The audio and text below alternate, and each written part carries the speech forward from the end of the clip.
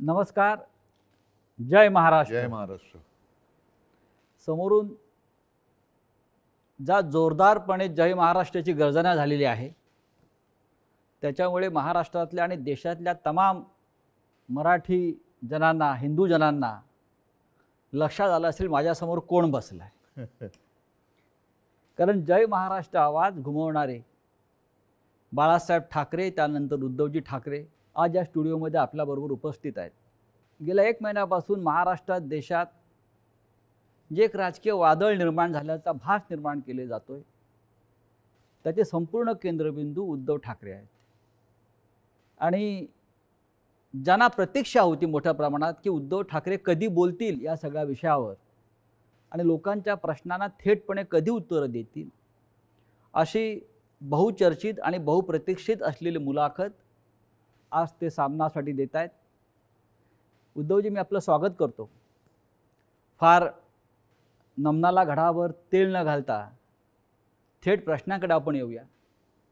कारण गेल्या काही दिवसात महाराष्ट्रात आणि देशात ज्या घडामोडी घडवल्या जात आहेत, त्याच्यामुळे महाराष्ट्राचं समाजमन अस्वस्थ आहे. आपण किती अस्वस्थ आहात किंवा आपली भूमिका पुढे काय आहे, यातून शिवसेना कशी पुढे जाईल, अशा अनेक प्रश्नांचं काहू या राज्याच्या मनामध्ये, जनतेच्या मनात नाही, महाराष्ट्राच्या मनामध्ये मारलेलं आहे. पण तरीही मला आज तुम्ही खूप रिलॅक्स दिसताय उद्धव साहेब.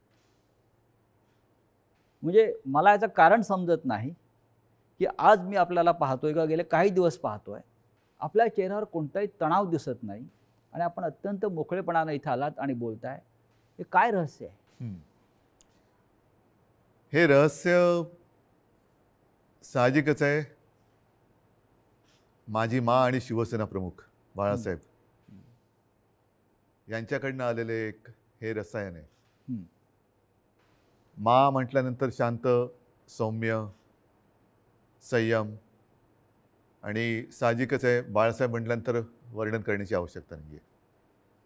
आज जवळपास 1 वर्षानंतर आपण भेटतो आहोत. होय. मला आठवतं आहे गेल्या वर्षी या दिवसात जेव्हा आपली मुलाखत घेतली होती, तेव्हा कोरोनाचा कहर हा वरखाली होत होता. त्या कोरोनामध्ये जे काय करता येणं शक्य होतं ते मी राज्याचा मुख्यमंत्री म्हणून आणि अभिमानाने सांगेन की माझ्या राज्याचा कुटुंब प्रमुख म्हणून मी केलं. त्याच्यानंतर आता पाहिलं असाल, कारण त्यावेळेला लॉकडाऊन होता, मंदिरं बंद होती, सणासुदींना बंदी होती. पण यावर्षी आपण पहिली पंढरपूरच्या वारी, तिला परवानगी दिली म्हणण्यापेक्षा तिच्यामध्ये कोणताही अडथळा येऊ दिला नाही आणि जल्लोषात ती पार पाडली. म्हणजे पुन्हा एकदा सणासुदीला सुरुवात झालेली आहे. आता दहीहंडी येईल, गणपती येतील, नवरात्री येईल, दिवाळी येईल. पुन्हा एकदा आपल्या आयुष्यामध्ये उत्सव, उत्साह आणि आनंद याची सुरुवात झालेली आहे. एक मध्ये जणू काही पॉज बटन दाबलं गेलं होतं. आपल्या सगळ्यांच्या सहकार्याने आपण कोरोनातून आणि त्या संकटातून बाहेर पडलो. मला आनंद आहे. आत्ता आपण सुरुवातीला जे म्हटलं की एक वादळ आल्याचा आभास होतोय. वादळ म्हटल्यानंतर पालापाचोळा उडतो. तो पालापाचोळा उडतोय सध्या, आणि तो पालापाचोळा एकदा बसला की खरं दृश्य हे लोकांसमोर नक्कीच येणार आहे. मी शांत कसा, तर मला चिंता नाही आहे. चिंता माझी नाही आहे, शिवसेनेची तर बिलकुल नाही आहे. हां, थोडीफार जी आहे ती नक्कीच मराठी माणसांची आणि हिंदूंची आहेच, हिंदुत्वाची आहे. ह्याचं कारण हिंदू द्वेष्टे हे आपल्या घरातच आहेत. मराठी द्वेष्टे, मराठी माणसाची एकजूट तुटावी, फुटावी, हिंदूंमध्ये फूट पडावी, आणि जी मेहनत माननीय शिवसेना प्रमुखांनी हयातभर केली मराठी माणसाची एकजूट करण्यासाठी, हिंदुत्वाची, हिंदूंची एकजूट करण्यासाठी, ती आपल्याच काही कपाळकरंट्यांच्या हातनं तोडावी, मोडावी असा हा प्रयत्न केला जातोय. ती मला एक चिंता आहे. आणि म्हणून मी जे म्हटलं की हा पालापाचोळा सध्या उडतोय, कोण कुठे, हा इकडनं पालापाचोळा तिकडे जातोय, पुन्हा इकडे येतोय. ही जी गळणं गरजेची होती ती पानं ही उडतात. मी मागे एकदा माझ्या मनोगतात म्हटलं होतं की ज्या वेळेला मी वर्षामध्ये राहत होतो, त्या वर्षामध्ये 2 झाडं ही आपल्या घराला लागूनच आहेत. एक आहे गुलमोहराचं आणि दुसरं बदामाचं. दोन्ही झाडं मी साधारणतः गेले 2-1 वर्ष बघतोय, ज्याला आपण पतझड म्हणतो. ती पानं पूर्ण गळून पडतात. पानगळ पानगळ म्हणतो. ती पानं पूर्ण गळून पडतात अशा काड्या राहतात. आपल्याला वाटतं अरे या झाडाला काय झालं, पण 2 ते 3 दिवसात पुन्हा नवीन कोंब येतात, अंकुर येतात. आणि मी बघितले 8 दिवसामध्ये 10 दिवसात ते बदामाचं झाड सुद्धा हिरवंगार झालं, गुलमोहर सुद्धा हिरवागार वा, झाला. वा. म्हणून जी सडलेली पानं असतात ती झडलीच पाहिजेत. ती झडतायत पानं, ती सडलेली पानं आहेत. म्हणजे आता पानं झडून पडतायत. आता सडलेली पानं झडतायत. ज्यांना त्या झाडाकडनं सगळं काही मिळालं, सगळा रस मिळाला, सगळं मिळालं म्हणून त्यांचा टवटवीतपणा होता, ती पानं सगळं झाडाकडनं घेऊन ती गळून पडतायत. आणि हे बघा कसं उघडं बोडकं झाले झाड, असं ते दाखवायचा प्रयत्न करतायत. पण दुसऱ्या दिवशी आपला माळीबुवा येतो, ती झाड सगळी पुन्हा ती पानगळ केळ्याच्या टोपलीत घेतो आणि घेऊन जातो. आता ती प्रक्रिया सुरू आहे केळ्याच्या टोपलीत झडलेली सडलेली पानं टाकण्याचा. आता सुरू झाले, आता नवीन कोंब फुटायला लागलेले आहेत. आणि शिवसेना आणि तरुण युवा हे नातं हे शिवसेनेच्या जन्मापासूनचं आहे. नक्कीच, कारण वयाच्या 80 हां, मात्र एक आहे, हां. अजूनही काही ज्येष्ठ शिवसैनिक हां. ते येऊन भेटत आहेत, ज्यांनी बाळासाहेबांसोबत काम केलेलं आहे, पहिल्या पिढीचे ज्यांना म्हणू. आणि तो संघर्ष त्यांनी पाहिलेला आहे, संघर्ष केलेला आहे. त्यांना शिवसेना म्हणजे नेमकं काय ते कळलेलं आहे. त्यांना आत्तापर्यंत अनेकांना शिवसेनेकडनं काही मिळावं अशी अपेक्षाच नव्हती, आजही नाही आहे. पण ते येऊन आशीर्वाद देत आहेत. तुम्ही आता मगाशी वर्षाचा उल्लेख केलात, मलबार हिलवरचं वर्षा बंगला, मुख्यमंत्र्यांचं निवासस्थान. आणि मगाशी मी आपल्याला म्हटलं की आपण खूप रिलॅक्स दिसत आहे. पण मला असं दिसतं आहे की मलबार हिलवरून आपण परत मातोश्रीला आल्यावर जास्त रिलॅक्स झालं. जास्त माझं घर आहे ते. म्हणजे मी तुम्हाला एक सांगतो मुद्दामून, ह्या काही हे माझे अनुभव आहेत. हां. जेव्हा माझी शस्त्रक्रिया झाली, हं. 2 शस्त्रक्रिया झाल्या होत्या. तो एक अनुभव माझा वेगळा आहे. तो कधीतरी तो फार विचित्र अनुभवातून मी गेलो आणि ठीक आहे. पण त्यावेळेला जेव्हा ॲनेस्थेशियामधनं मला जागवलं, मुख्यमंत्री असताना. मुख्यमंत्री होतो ना, शस्त्रक्रिया हां, अच्छा, झाली. अलीकडे. ऑपरेशन थिएटरमधनं बाहेर ते ॲनेस्थेशियातून बाहेर आल्यानंतर काढताना मला डॉक्टरने विचारलं, सर कुठे जायचं, मातोश्री की वर्षा? मी पटकन म्हटलं मातोश्री. आणि मग डॉक्टरने सांगितलं, डॉक्टर मला तुम्ही गुंगीत सुद्धा विचारलं असतं ना ॲनेस्थेशिया दिल्यानंतर सुद्धा, तरी मी मातोश्री हेच उत्तर दिलं असतं. म्हणजे तुमची इच्छा नियतीने पूर्ण केली असं म्हणताय तुम्ही मातोश्रीत येण्याची? नियती ही म्हटलं तर असते, म्हटलं तर नसते. मुळामध्ये माझी वर्षामध्ये जाण्याची इच्छा होती का? हां, ह्याचा अर्थ ते आता मुख्यमंत्रीपद गेले म्हणून मी वाईट असं नाही, ते एक वैभव आहे. म्हणजे त्या मुख्यमंत्रीपदाचा वर्षाचा मी अजिबात अनादर करणार नाही. ती एक वेगळी वैभवशाली वस्तू आहे. महाराष्ट्राचं मुख्यमंत्रीपद हे मोठं वैभवशाली पद आहे, जबाबदारीचं पद आहे. त्याचं पूर्ण आदर ठेवून मी कधीच वैयक्तिक अशी स्वप्न बघितली नव्हती. पण त्यावेळेला जे घडलं ते आजच्या लोकांना, ज्यांना आपण विश्वासघातकी म्हणू, त्यांना ते पूर्ण माहिती आहे कसा पण पाठीत वार केला गेला आणि तुम्ही- कोणत्या परिस्थितीत महाविकास आघाडीला आपल्याला जन्म द्यावा लागला. हो, पण तुम्ही इस्पितळात असताना, तुम्ही गुंगीत असताना तुमचं सरकार पाडण्याचा प्रयत्न होत होता. त्या विषयावर बोलू का? असं साधारण तुम्ही सुद्धा काही कारण ठिकाणी मला सुतवास केलेला आहे. कुठेही त्या माझ्या अनुभवातनं सहानुभूती नको आहे. तो फार वाईट अनुभव होता. मानेची शस्त्रक्रिया ही कोणत्याही डॉक्टरनं किंवा कोणालाही ज्याला माहिती आहे त्याला विचारले का त्याच्यामध्ये धोके काय असतात, ह्याची कल्पना मलाही होती. पण ती करणं मला गरजेची होती. ती केल्यानंतर पहिली शस्त्रक्रिया झाली, त्यातून मी चांगला बाहेर पडलो होतो. अचानक एक 5-7 दिवसानंतर सकाळी जाग आल्यानंतर, खरं म्हणजे त्या दिवशी मला डॉक्टरने सांगितलं होतं की उद्धवजी उद्या आपल्याला जिना चढायचं आहे. तर मी मानसिक तयारीत होतो की आज जिना चढायचं, एक पाऊल पुढे जायचं आहे. सकाळी जाग आल्यानंतर जरा थोडासा एक आळस द्यायचा प्रयत्न केला, तर मानेमध्ये जो एक असा क्रॅम्प म्हणतो असा आला आणि माझी मानेखालची सगळी हालचाल बंद झालेली. म्हणजे मला श्वास घेताना मी बघत होतो, माझं पोटही हलत नव्हतं. पूर्णपणे मी निश्चल झालो होतो. एक ब्लड क्लॉट तिकडे आला होता. सुदैवाने डॉक्टर वगैरे सगळे जागेवर होते आणि ज्याला तो गोल्डन आवर म्हणतात, त्या गोल्डन आवरमध्ये ते ऑपरेशन झालं. म्हणून मी तुमच्यासमोर आज उभा आहे. त्या काळामध्ये माझ्या कानावर येत होतं, माझे हातपाय हलत नव्हते, बोटं हलत नव्हती.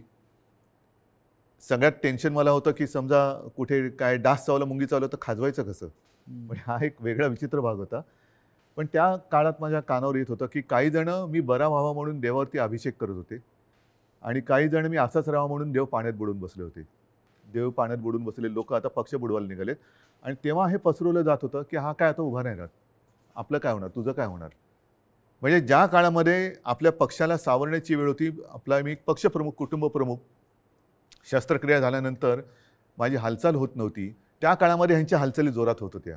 हे नाही म्हटलं तरी एक मला वेदनादायी एक सत्य हे आयुष्यभर माझ्यासोबत राहणार, की जेव्हा आणि मी तुम्हाला जबाबदारी दिली होती पक्ष सांभाळायची, नंबर 2चं पद होतं, पक्ष सांभाळायला म्हणून पूर्ण विश्वास दिला होता. तो विश्वासघात तुम्ही, मी हॉस्पिटलमध्ये असताना म्हणजे माझी हालचाल बंद होती तेव्हा तुमची हालचाल जोरात होती, आणि ती सुद्धा पक्षाच्या विरोधात. शिवसेनेच्या विरोधात किंवा शिवसेनेच्या बाबतीमध्ये हे विश्वासघाताचं राजकारण वारंवार का होतं?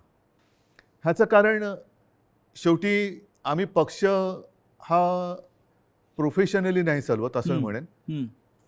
तुम्ही सुद्धा गेले अनेक वर्ष शिवसेना अनुभवतात, शिवसैनिकच आहात तुम्ही, पण एक परिवार म्हणून आपण बघत आलेलो आहे. बाळासाहेबांनी आम्हाला तेच शिकवलं, माने तेच शिकवलं की एकदा आपलं म्हटल्यानंतर आपलं, त्याच्यावरती कदाचित जो राजकारणामधला गुन्हा किंवा चूक असेल ती आमच्याकडनं वारंवार होते, ती म्हणजे एखाद्यावरती विश्वास टाकला म्हणजे आम्ही त्याच्यावर अंधविश्वास टाकतो. पूर्ण जबाबदारी, मग त्याला ताकद देणं असेल, शक्ती देणं असेल. म्हणजे 2014 साली जे आत्ता आम्ही हिंदुत्व सोडलंय म्हणून आवई उठवत आहेत, मारतायत, बोंब मारतायत, त्यांना मला हाच प्रश्न विचारायचा आहे की 2014 साली भाजपाने युती तोडली होती तेव्हा आपण काय सोडलं होतं? काहीच सोडलं नव्हतं. आजही नाही सोडलेलं हिंदुत्व. पण तेव्हा जो एक मधला काळ आला होता, विरोधी पक्ष एक शिवसेना झाली होती, म्हणजे अनेकांना असं वाटलं होतं की शिवसेना आता संपेल, पण शिवसेना एकाकी लढली आणि 63 आमदार निवडून आलेले. त्या काळामध्ये विरोधी पक्षाची जी जबाबदारी आपल्यावरती आली तेव्हा सुद्धा मी पद कोणाला दिलं होतं? आता सुद्धा जर भाजपनी आत्ता जे केलेलं आहे हे माझ्याशी बोलणी केल्याप्रमाणे हे आत्ता केलं, हे बोलणी केल्याप्रमाणे तेव्हा केलं असतं तर सन्मानाने झालं असतं. देशभरामध्ये पर्यटन करण्याची गरज लागली नसती. आणि असं मी ऐकलं, असं मी वाचलं, माझ्याकडे माहिती नाही, पण हजारो कोटी रुपये खर्च केले गेले. विमानांचा खर्च, हॉटेलचा खर्च, हे त्याच्यानंतर काही आणखीन अतिरिक्त खर्च म्हणजे खोक्यातला असेल. त्या खोक्यात काय दडलंय हे ज्याचं त्याला माहीत, देणाऱ्याला आणि घेणाऱ्याला कळलं असेल. पण हे फुकटात झालं असतं ना, आणि सन्मानाने झालं असतं. हेच तर मी सांगत होतो. मग का घडवलं? कारण त्यांना शिवसेना संपवायची आहे. जे शिवसेनेबरोबर ठरवलं होतं 2.5 वर्षाचं मुख्यमंत्रीपद, हेच तर तुम्ही आता केलं. आणि ते जर केलं असतं तर निदान 5 वर्षामध्ये भारतीय जनता पक्षाला एकदा तरी 2.5 वर्षात मुख्यमंत्रीपद मिळालं असतं. ही जी काय आता सोंगढोंग करतायत आम्ही शिवसेनेला, आता ही शिवसेना ते म्हणतात ती शिवसेना नाही आहे. हे सगळं तोडफोड करून त्यांचं समाधान होत नाही. त्यांना शिवसेना संपवायची आहे. यांचा वापर करून ते शिवसेना संपवायला बघतात. का संपवायचे असं वाटतं आपल्याला? आतापर्यंत गेल्या 56 वर्षात शिवसेना संपवण्याचे प्रयत्न अनेक आणि प्रत्येक वेळेला शिवसेना अधिक जोमाने आणि तेजाने उभी राहिलेली आहे. आता सुद्धा त्यांना हिंदुत्वामध्ये भागीदार नको असेल, पण माझं नेहमी असंच म्हणणं आहे की शिवसेना प्रमुखांनी हिंदुत्वासाठी राजकारण केलं, कारण हिंदुत्व मजबूत व्हायला. हे जे करतायत ते राजकारणासाठी हिंदुत्व वापरतायत. हा आमच्या आणि त्यांच्या हिंदुत्वातला फरक, जे विचारतात ना तुमचं आणि भाजपचं हिंदुत्वामध्ये फरक काय, तो हा आहे.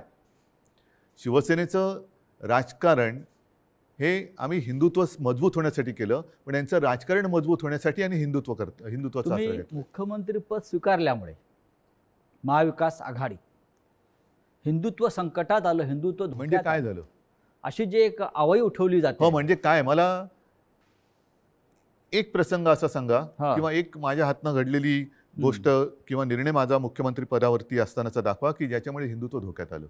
एक निर्णय दाखवा. तर तुम्ही तेव्हा अयोध्येला आत्ता सुद्धा गेला होतात. अयोध्येमध्ये महाराष्ट्र भवन आपण उभं करतो, बरोबर आहे. हे हिंदुत्वाला सोडून आहे की नाही? तुम्ही ठरवा. अयोध्येत महाराष्ट्र भवन, बरोबर आहे. मुख्यमंत्री होण्याच्या आधी सुद्धा मी अयोध्येत गेलो होतो, प्रत्येक वेळेला आपण होतात. मुख्यमंत्री झाल्यावरती सुद्धा अयोध्येत गेलो होतो. कोण काय म्हणेल मी परवा नाही केली. मी गेलो आणि रामलल्लाचं दर्शन घेऊन तेव्हाही आलो होतो. 2दा मी स्वतः अयोध्येत गेलो होतो. आता नव्या मुंबईमध्ये आपण तिरुपतीचं मंदिर त्याला जागा दिली. प्राचीन जी मंदिरं आहेत त्यांचं संवर्धन करणं, जतन करणं हे आपण सुरू केलं. गडकिल्ल्यांचं आपण सुरू केलं. हे कुठे, ह्याच्यात हिंदुत्व कुठे गेलं? हिंदुत्व तर असं कोणताही निर्णय नाही आहे की ज्याच्यामध्ये आपण हिंदुत्वापासून दूर गेलेलो आहे. अशा अनेक गोष्टी सांगता येतील. तुम्ही आज ज्या संघर्षमय कालखंडातून जात आहात याची कधी अपेक्षा केली होती? बघा, शेवटी शिवसेना आणि संघर्ष हे तर एकमेकाच्या पाचवीला पुजलेले आहेत. आणि मागे कोणीतरी असं म्हणालं होतं, ते मला वारंवार त्याचा अनुभव येतोय, की शिवसेना ही एक तळपती तलवार आहे. ती जर मॅनेमध्ये ठेवली तर ती गंजते. त्याच्यामुळे ती तळपलीच पाहिजे. आणि तलवार तळपणं म्हणजे संघर्ष आलाच. अर्थात याचा अर्थ अर्थार्थी कोणी घेऊ नये की तलवारीने वार करा बिरा, असं नाही माझं म्हणणं. ही एक उपमा आहे. आणि त्याच्यामुळे संघर्षासाठीच तर शिवसेना जन्माला आली. त्यावेळेला मराठी माणसासाठी, भूमिपुत्राच्या न्याय हक्कासाठी शिवसेनेचा जन्म झाला. त्याच्यानंतर हिंदुत्वासाठी शिवसेना लढली. मग ते 92-93 साल असेल किंवा कधी असेल. त्याच्यामुळे शिवसेना आणि संघर्ष, जिथे अन्याय तिथे वार, हे शिवसेनेचं ब्रीदवाक्य आहे. ज्या ठाण्यानं शिवसेनेला पहिली ताकद दिली, म्हणजे शिवसेना प्रमुख बाळासाहेब ठाकरे आणि ठाण्यांचं एक भावनिक नातं होतं. एक पहिला भगवा झेंडा जो आहे हा ठाण्यात फडकला आणि बाळासाहेब अभिमानानं त्यांच्या संपूर्ण कालखंडात जीवनात त्या सांगत राहिले की ठाण्यानं मला पहिली सत्ता दिली. त्याच ठाण्यातून शिवसेनेला आव्हान उभं राहिलं. ठाणेकर सुज्ञ आहेत. हे जे पालापाचोळा जो आहे ते म्हणजे काय ठाणेकर नाहीत. ठाणेकर आणि ठाणेकर नागरिक, शिवसेनेचे ठाणे आणि ठाण्याची शिवसेना, हे जे नातं आहे ना, हे ह्या पालापाचोळ्याला तोडता नाही येणार. त्याच्यामुळे मी तर म्हणेन पूर्ण महाराष्ट्र आणि ठाणंसुद्धा, अर्थात त्याच्यात आलं मुंबईसुद्धा आली, सगळेजण निवडणुकांची वाट बघतायत. आणि म्हणून माझं मत हेच आहे की याच्या पुढे एक असा कायदा झाला पाहिजे की ज्यांना कोणाला युती करायची असेल त्या दोन्ही पक्षांचं, 3 पक्षांचं, 10 पक्षांचं जे काय कडवळ तुम्हाला करायचं असेल ते करा. मात्र तुमच्यामध्ये करार मदार काय झालेला आहे तो जनतेसमोर ठेवा. जागा वाटप किती होणार आहे, कोणत्या ध्येयावरती, धोरणावरती तुम्ही युती करणार आहात, काय पुढे करणार आहात, हे करा. म्हणजे काय झालं असतं, एक तर जे माझं आणि भारतीय जनता पक्षाचं ठरलं होतं ते जे आता आधी नाकारून आता त्यांनी ते केलं, हे आधी जनतेसमोर उघडपणाने आलं असतं. दुसरी गोष्ट, निवडणुकीनंतर जे काय त्यामुळे मला करावं लागलं, महाविकास आघाडीचा जन्म नसता झाला. तो महाविकास आघाडीचा जन्म आम्ही दिला तेव्हासुद्धा तुम्ही बघितलं की आम्ही शपथ जी मी घेतली ती शिवतीर्थावरती घेतली. छत्रपती शिवाजी महाराजांच्या पुतळ्याच्या आणि बाळासाहेबांचं स्मारक आहे तिकडे, त्या साक्षीने घेतली. हजारो लाखो लोक आणि शिवतीर्थ हे भगवं पूर्ण फुलून गेलं होतं, ओसांडून वाहत होतं पूर्ण. म्हणजे जर लोक नाराज असतील तर तिकडे कोणी आलं नसतं. पण तरी देखील माझं मत असं आहे की आता निवडणुका घ्या. जर आम्ही महाविकास आघाडी स्थापन करून चूक केली असेल तर लोक आम्हाला घरी बसवतील. आणि जर भारतीय जनता पक्षाने माझं, कारण शेवटी जनता मला ओळखते, नाही म्हटलं तरी आता आमची 6वी पिढी ही महाराष्ट्राच्या जनतेसाठी काम करते. 6वी पिढी, त्याच्या आधीच्या पिढ्यासुद्धा होत्या. पण एक तर लोक त्यांना घरी बसवतील त्यांनी चूक केली असेल तर, जो करार त्यांनी आमच्याशी केला होता तो तोडला म्हणून, नाहीतर आम्ही पाप केलं म्हणून आम्हाला घरी बसवतील. होऊ द्या जनतेच्या कोर्टात फैसला, माझी तयारी आहे. पण या सगळ्या कालखंडामध्ये कधी नव्हे तो एक आघोरी प्रकार होतो आहे जो महाराष्ट्रात कधीच झाला नव्हता.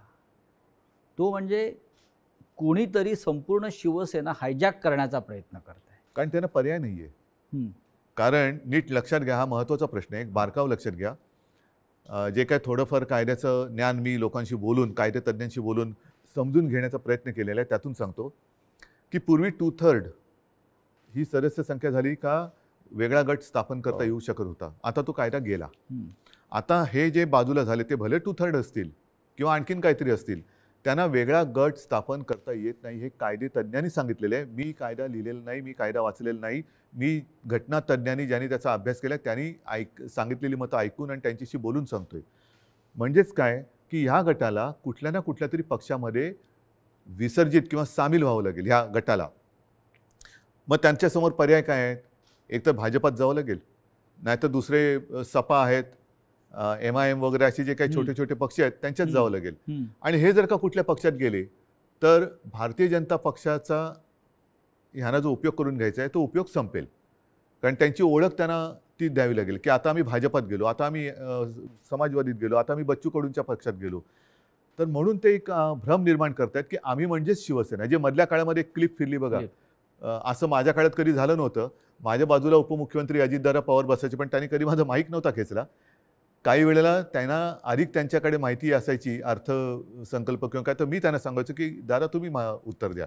पण माझ्याकडनं कोणी माईक नाही खेचला. माईक कारण खेचणं तुम्ही ठाकरे आहात. तो तर भाग झालाच, पण एक आमच्या महाविकास आघाडीमध्ये एक समन्वय. सभ्यता होती, सभ्यता होती. सभ्यता होती आणि समन्वय होता. असो, त्याच्यावरती नंतर बोलायचं तर मी बोलेन. पण त्याच्यामध्ये जे उपमुख्यमंत्री बोलले की हे म्हणजे शिवसेना, म्हणजेच त्यांचा डाव असा आहे की शिवसैनिकांमध्येच लढाई लावायची, शिवसेना खतम करायची.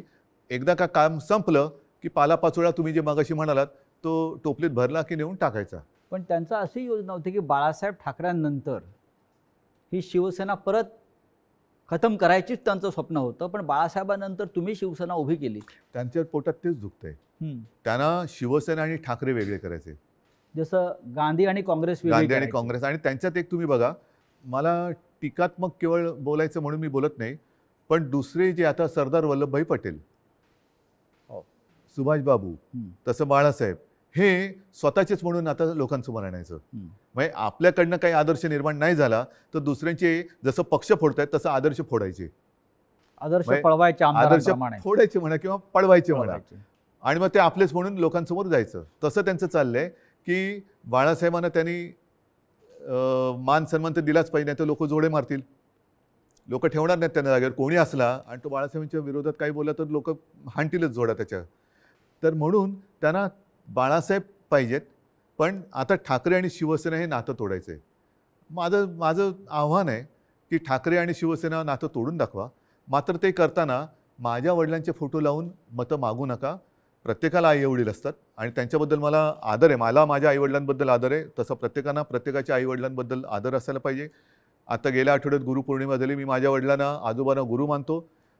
प्रत्येकाने पितृदेव भव मातृदेव भव देव मानलं पाहिजे. स्वतःच्या आईवडिलांचे फोटो लावावेत आणि मतं मागावीत. जर आज माझ्या दुर्दैवाने माझे आईवडील माझ्यासोबत असे नाही आहेत, पण ते नेहमी मी माझ्यामध्ये आहे असं मानतो, पण ज्यांची आई आणि वडील हे सुदैवाने त्यांच्यात आहेत, तर मी म्हणेन असा आशीर्वाद पुन्हा दुसरा मिळू शकत नाही. त्यांना घेऊन सभा घ्याव्या, भाषणं करावीत आणि मतं घ्यावीत. माझे वडील काय चोरताय? माझे वडील कशा? म्हणजेच काय की तुमच्यात कर्तृत्व नाही आहे, तुमच्यात हिंमत नाही आहे, तुम्ही मर्द नाही आहात, तुम्ही विश्वासघातकी आहात. आणि लोकांचा, माझा तर केलाच, लोकांचा विश्वासघात करताना बाळासाहेबांच्यावरनं संभ्रम कशाला करतायत? तुमचा मर्दाचा चेहरा घ्या आणि जा पुढे आणि मागा मतं. नाही, पण निवडणूक आयोगापुढे आता एक नवीन खटला उभा राहतो आहे. तो म्हणजे धनुष्यबाण कोणाचं चिन्ह, जे शिवसेनेचं जे लोकांपर्यंत पोहोचलं. बघा, मला अजूनही देशाच्या घटनेवरती भरोसा आहे, कायद्यावरती भरोसा आहे. चोरीमारी सगळीकडे चालते असं माझं मत नाही आहे तेवढा. कारण मी जे म्हटलं ना की सत्यमेव जयते, नाहीतरी तुम्हाला वाक्य पुसावं लागेल आणि मग दोन वाक्य करावं लागेल एकाची. एक तर म्हणजे असत्यमेव जयते आणि दुसरं वाक्य सत्तामेव जयते. त्याच्यामुळे सत्तामेव जयते पुढे तुम्ही असत्य घेऊन जर का करणार असाल तर ते काही लोक खपून नाही घेणार. आज वेळ अशी आणलेली आहे, हे दुर्दैव आहे महाराष्ट्राचं म्हणतो, की ठाकरेंना पुरावे द्यावे लागतात शिवसेना खरी किंवा खोटी. नाही, लोक वाट बघतायत निवडणुकांची. म्हणजे आम्हाला पुरावा द्यायची गरज नाही. लोक म्हणतात की आम्हाला निवडणुका येऊ दे, ध्यानच पुरून टाकतो. बरं, जनताच पुरावा देईल. जनताच त्यांना पुरून टाकेल राजकारणामध्ये. आज जी फूट दिसते शिवसेनेत, अशा प्रकारची फूट याआधी राणे भुजबळांनाही पाडता आली नव्हती. असं का घडलं? ज्यांना मी अधिकार दिले होते, ज्यांना मी म्हणजे त्यावेळेला लोक माझ्या तोंडावर नव्हती बोलत, पण मला कुजबूज आहे की अरे काय मुख्यमंत्री, नगरविकास खातं मुख्यमंत्र्याकडे असायला पाहिजे, मलईदार खातं आहे म्हणतात. मला मलाई बिलई खाण्यासाठी मी गेलो नव्हतो. मी माझ्याकडे जी खाती ठेवली होती ती एक GAD, ज्याला सामान्य प्रशासन म्हणतात, न्याय व विधी. IT मध्ये मला खरंच काहीतरी एक तंत्रज्ञानाचा उपयोग सगळ्या खात्यांसाठी काहीतरी करता येईल का, हा एक माझा विषय होता. राजीव गांधींनी एक क्रांती केली होती, तसा एक विषय होता. आणि त्याच्यानंतर काही काळ एका दुसऱ्या मंत्र्यांनी दिवे लावले म्हणून त्यांचं खातं माझ्याकडे थोडे दिवस मला ठेवावं लागलं होतं. नक्की काय चुकलं असं वाटतं? चूक माझी आहे आणि ती मी पहिल्याच माझ्या फेसबुक लाईव्हमध्ये कबूल केलेली आहे. गुन्हा माझा आहे. तो म्हणजे मी यांना परिवारातले समजून यांच्यावरती अंधविश्वास ठेवला. तुमचं मुख्यमंत्री होणं चुकलं? मला 2 गोष्टी आहेत. समजा मी मुख्यमंत्री त्यावेळेला यांना केलं असतं, हां. यांनी वेगळं आणखीन काय केलं असतं? कारण यांची भूकच भागत नाही. यांना मुख्यमंत्रीपद पण पाहिजे आणि आता पक्षप्रमुख म्हणजे शिवसेना प्रमुख व्हायचे. शिवसेना प्रमुखांबरोबर स्वतःची तुलना करायला लागलात. म्हणजे हे जे आहे ना, ही राक्षसी महत्वाकांक्षा आहे आणि ह्याला हावरटपणा म्हणतात. हाव म्हणजे एक दिलं तरी तुझं तेही माझं, माझं तेही माझं, तुझं तेही माझं, ह्याचं तेही माझं, त्याचं तेही माझं, माझं ते माझं, तुझं तेही माझं इथपर्यंत होतं. आता ह्याचंही माझं आणि त्याचंही माझं इथपर्यंत त्यांची हाव गेलेली आहे. या हावरटपणाला सीमा नसते. की महाविकास आघाडीचा प्रयोग चुकला? महाविकास आघाडीचा प्रयोग जर का चुकला असता तर लोकांनी उठाव केला असता. लोकांनी, जनतेने केला असता. तसं नाही झालं. जनता ही आनंदी होती कारण आल्याच आम्ही पहिल्यांदा शेतकऱ्यांना कर्जमुक्त केलं होतं. हां. त्याच्यानंतर करोना काळामध्ये मी अभिमानाने सांगेन, संपूर्ण माझ्या मंत्रिमंडळातील सहकाऱ्यांनी, प्रशासनाने आणि जनतेने उत्तम सहकार्य केलं. म्हणून आणि म्हणूनच ज्या पहिल्या 5 मुख्यमंत्र्यांमध्ये माझं नाव आलं, ते मी नक्कीच. माझं नाव नाही मानत, ते जनतेचा मी प्रतिनिधी म्हणून ते नाव आलं होतं. जर समजा यांनी सहकार्य नसतं केलं तर कोण होतो मी? मी कोण होतो? मी एकटा काय कर बरं, मी तर घराच्या बाहेरही पडत नव्हतो कारण घराबाहेर पडायचं नाही हेच मी लोकांना सांगत होतो. जाऊन पण घोळके करा. फुटीरांचा आक्षेप त्याच्यावरच आहे. जे फुटून गेले आहेत त्यांचा आक्षेप असा आहे की आपण घराबाहेर पडला नाहीत, आपण मंत्रालयात गेला नाहीत, आणि आपण त्यांना भेटला नाहीत. तरी सुद्धा घराबाहेर न पडता सुद्धा देशातल्या सर्वोत्तम 5 मुख्यमंत्र्यात नाव का आलं माझं? कारण त्यावेळेला ती परिस्थिती तशी होती. मी स्वतः सांगत होतो घराबाहेर पडू नका आणि लोक ऐकत होते. मी जर का घराबाहेर आजही पडलो आणि केव्हाही पडलो तरी शिवसेना प्रमुखांच्या, माझ्या पूर्वजांच्या आशीर्वादामुळे गर्दी होतेच. म्हणजे मग काय झालं असतं? लोकांसांगे ब्रह्मज्ञान आणि स्वतः कोरडे पाषाण. म्हणजे ती काळाची गरज होती. काळाची गरज होती. पण त्याच काळात मी पुन्हा एकदा सांगतो, सुरुवातीच्या काळामध्ये जेव्हा करोना आपल्याकडे त्याचा शिरकाव झाला हे कळलं, तेव्हा साधारणतः 7,500 ते 8,000 रुग्णशय्या आपल्या राज्यात पूर्ण मिळून होत्या. त्याच्यात ऑक्सिजन बेड्स आले, व्हेंटिलेटर्स आले, कॉमन जे रुग्ण असतात ज्यांना साधारणतः एक थोडी ट्रीटमेंट देऊन घरी जाऊ शकतात, ऑपरेशन नंतरचे असतील, त्याच्यानंतर डायलिसिस असतील. पहिल्या लाटेत आपण ते साधारणतः 8,000 जर का धरले तर ते 3.5 लाखावरती नेले होते. हे घर बसल्या. हॉस्पिटलमध्ये बेड्स नव्हते, रुग्णवाहिका नव्हत्या. कोणी कशा केल्या त्या? कोरोनाच्या टेस्टसाठी आपल्या राज्यात फक्त 2 प्रयोगशाळा होत्या. एक कस्तुरबामध्ये, दुसरे NIV एक पुणे. त्या आपण 600च्या वर केल्या घरी बसून. पण त्याच्याविषयी 50 आमदारांना कौतुक नाही आहे. त्यांना तुम्ही निधी दिलेला नाही म्हणतायत आणि तुम्ही हिंदुत्व सोडलं असं म्हणतायत. त्याच्यामुळे ते सोडून गेले. तुम्ही महाराष्ट्रासाठी जे काही केलेलं आहे, करोनाच्या संकटातून राज्याला वाचवलेलं आहे, लोकांना जीवदान दिलेलं आहे. महाराष्ट्रामध्ये नद्यातून प्रेत वाहून तुम्ही दिली नाहीत. त्याचं त्यांना शल्य असेल की असं नाही झालं, हे चुकीचं झालं असं त्यांच्या मते असेल. आणि महाराष्ट्राच्या जनतेला हा मुख्यमंत्री आपल्या कुटुंबातल्या घटक वाटत होता, आपला परिवारातला भाऊ, मुलगा. त्याच्यामुळे मला ह्या विश्वासघातकांना माझ्याबद्दल काय वाटतं ह्याची चिंता नाही आहे. मला माझ्या महाराष्ट्रातल्या जनतेला, मी त्यांच्या कुटुंबातला वाटतो. ह्याच्यात असं भाग्य हे फार क्वचित कोणाच्या नशिबी येतं. ते मला नाही वाटत ह्यांच्या नशिबी आलं असेल. कारण ह्यांच्या डोक्यावरती जरी काही पदं आता मिळाली, कारण अजूनही हम तुम एक कमरे में बंदो असं यांचं मंत्रिमंडळ आहे, त्याच्यामुळे त्याचा विस्तार कधी होणार आहे माहिती नाही. पण हे मंत्री जरी किती झाले तरी कपाळावरती जो घाताचा शिक्का बसलाय तो नाही पुसता येणार. तुम्हाला असं वाटत नाही का की जे तुम्हाला सोडून गेलेले आहेत मोठ्या प्रमाणात त्यांनाच तुम्ही सर्वाधिक दिलेलं आहे आणि ज्यांना मिळालं नाही किंवा ज्यांना कमीत मिळालं ते आपल्या बरोबर राहिले? मला हेच म्हणायचं, ही शिवसेनेची ताकद आहे. शिवसेनेची ताकद काय की सामान्यांना बाळासाहेबांनी असामान्यत्व दिलं. आता पुन्हा एकदा या सामान्यातून असामान्य लोक घडवण्याची वेळ आलेली आहे. आणि म्हणून मी माझ्या तमाम शिवसैनिकांना आणि माझ्या माता भगिनींना, बांधवांना विनंती करतो की चला परत उठा, आता पुन्हा एकदा सामान्यांना असामान्य बनवूया. कारण हे साधी लोक होती आणि ह्यांना ती चूक, मी पुन्हा तेच म्हणेन की ही चूक माझी आहे की त्यांना ताकद दिली. पण त्या ताकदीने ते उलटा वार नुसता नाही केला, तर राजकारणामध्ये ज्या आईने जन्म दिला त्या आईला गिळायला निघालेली अवलाद आहे. नुसतं आईवरती वार करणारे आपण म्हणत होतो तशी नाही आहे. ही राजकारणात ज्यांनी यांना जन्म दिला त्या आईला म्हणजे शिवसेनेला गिळायला निघालेली अवलाद आहे. ज्या पण तेवढी ताकद हो, त्यांच्यामध्ये नाही आहे, कारण शेवटी आई ही आई असते. नक्कीच. तुम्ही आईचा उल्लेख केलात. कालपर्यंत हे सगळे लोक या शिवसेनेला आपली आईच मानत होती. तुमच्याबरोबर वर्षावरती अनेकांना मी बसलेले बघितले शेवटच्या क्षणापर्यंत. हो, पण आत्ताच तुमचा आधीचा प्रश्न काय होता की मी यांना भेटत नव्हतो. तुम्हाला भेटून ते कधी सुरतला गेले, कोण गोव्याला गेलं, कोण गुवाहाटीला गेलं. 50 खोक्यांची इतकी ताकद असू शकते जी निष्ठा विकत घेऊ जाऊ शकते? निष्ठा नाही विकली जात. विकली जाते ती निष्ठा नसतेच. निष्ठा ही म्हणजे विकली जाऊ महाराष्ट्रात शकत पण नाही. महाराष्ट्रात पण झाडं आहे, डोंगर आहे, हॉटेल आहे. किती सुंदर आहे महाराष्ट्र. महाराष्ट्रात फार म्हणजे ग्रामीण भागातल्या आमदारांना महाराष्ट्राच्या निसर्गाची भुरळ पडत नाही आणि गुवाहाटीच्या निसर्गाची भुरळ हो. पडते. म्हणजे मला कळतच नाही, मग तुम्ही महाराष्ट्राच्या मातीत कसे काय जन्माला आलात? ज्या महाराष्ट्राच्या मातीत जन्माला आलात त्या मातीची तुम्हाला ओढ नाही, प्रेम नाही, त्या मातीची तुम्हाला कधी वैभव दिसलं नाहीये काय? मी स्वतः कलाकार आहे. मी माझ्या त्याच्यावरनं सुद्धा त्यावेळेला चेष्टा झाली होती. पण मी गडकिल्ल्यांची फोटोग्राफी केलेली आहे, पंढरपूरच्या वारीची केलेली आहे. आणि त्यावेळेला तुम्ही महाराष्ट्र बघितला, एवढा त्या पावसाळ्याच्या सुमारास मी सगळी फोटोग्राफी केलेली. एवढा नटलेला थटलेला आणि छान काय काय दऱ्या खोऱ्या एवढ्या फुलांनी बहरून जातात. तुम्हाला आम्ही तर शहरी बाबू, तुम्ही ग्रामीण भागातले.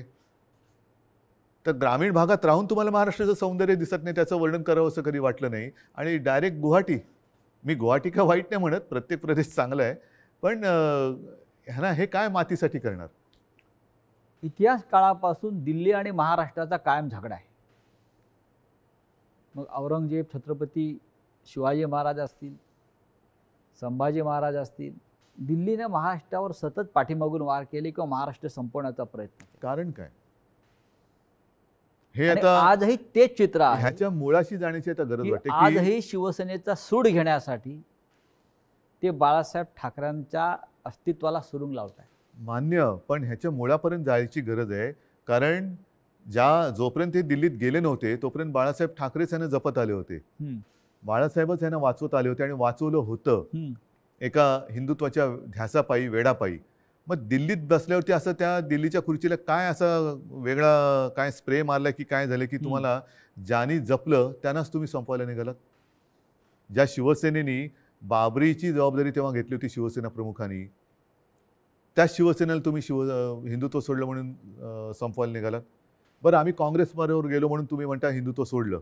मग मुफ्ती महमद आणि मेहबूबा मुफ्तीबरोबर तुम्ही गेला होतात, ते काय होतं? काय सोडलं होतं तुम्ही? मग तेव्हा तर आम्ही आता तुम्हाला वाटतं हिंदुत्व सोडले, जे सोडलं नाही, पण तेव्हा तुम्ही लाच सोडली होतीत ना. काय मेहबूबा मुफ्ती आज सुद्धा वंदे मातरम म्हणतात की भारत माता की जय बोलतात? हे माहिती असून सुद्धा तुम्ही मला हे त्यांनी एकदा सांगितलं होतं की तिकडे निवडणुका घेऊन दाखवा असं अतिरेक्यांनी आव्हान दिलं, म्हणून आम्ही निवडणुका घेऊन दाखवल्या. सरकार बनवून दाखवा म्हणून आम्ही त्यांच्याबरोबर सरकार बनवून दाखवलं. पण सरकार बनल्यानंतर मला वाटतं मुफ्ती महमद सईदनी अतिरेक्यांचा आणि पाकिस्तानला त्यांनी धन्यवाद दिले होते काश्मीर खोऱ्यात शांततेत निवडणुका होऊ दिल्यामुळे. मग कोणाला काय दाखवलं तुम्ही? कोणाला काय दाखवलं? म्हणजे बरं, आता सुद्धा ते बिहारमध्ये जे बसलेत नितीश कुमार बरोबर, नितीश कुमार हिंदुत्ववादी आहेत का?